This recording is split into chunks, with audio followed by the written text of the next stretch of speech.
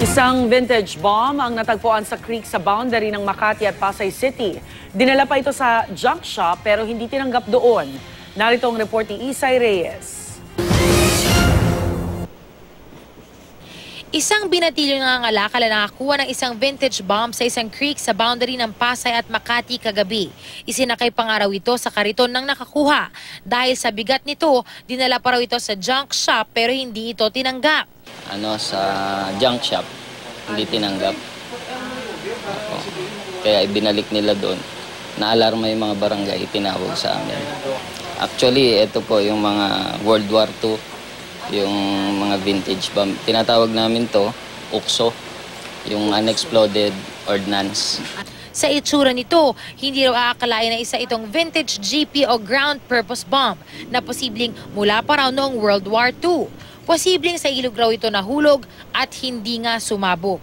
Ipinakita pa sa amin ang posibleng itsura nito dati. Galing po ito sa mga airplane, drop munition ang tawag namin dito. Actually may lifting plug po yon, kaya lang deteriorated na siya, siguro sobrang tagal na. Ayon kay SPO3 Enrico Clamor ng EOD Pasay, deteriorated man ito, posible pa rin daw itong sumabog, kaya't mahalaga na ma-dispose ito ng maayos. Napakahalaga raw na huwag paglaruan ng mga vintage bomb na tulad ng ganito. At kung sakali man makakita ng vintage bomb, huwag gawing collection at salip ay agad ipagbigay alam sa pulisya.